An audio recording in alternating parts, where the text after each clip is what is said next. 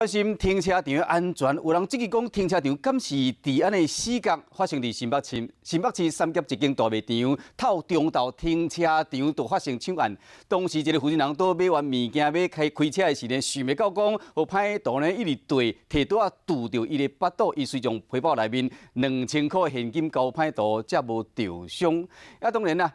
提醒的乡亲就是讲，警方专家嘛甲咱讲，伫停车场有几点原则一定要注意，安尼会使避免这款类似意外发生。啊，警方虽然讲伫9点钟内就将这个抢匪已经抓到案，不过买物件的乡亲依然感觉会惊。穿乌衫的男子行入停车场，好亲像故意劈开入口的监视器。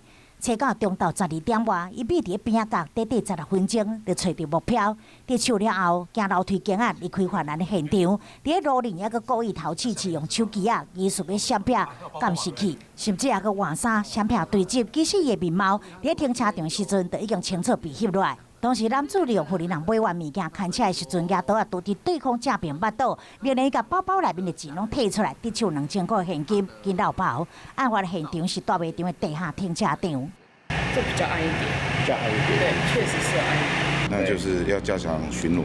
警方表示，即摆停车场拢自动化，无像过去有保全的巡逻，所以不管是停室内或者是户外的，民众应该爱提高警觉，会使把车停伫出入口附近，避免停伫较暗的角落位置。单身的女子尤其爱注意，开车的时阵注意附近是毋是有美人，或者是有被人跟踪。上车了后爱迅速车门锁起来，才是自保方法。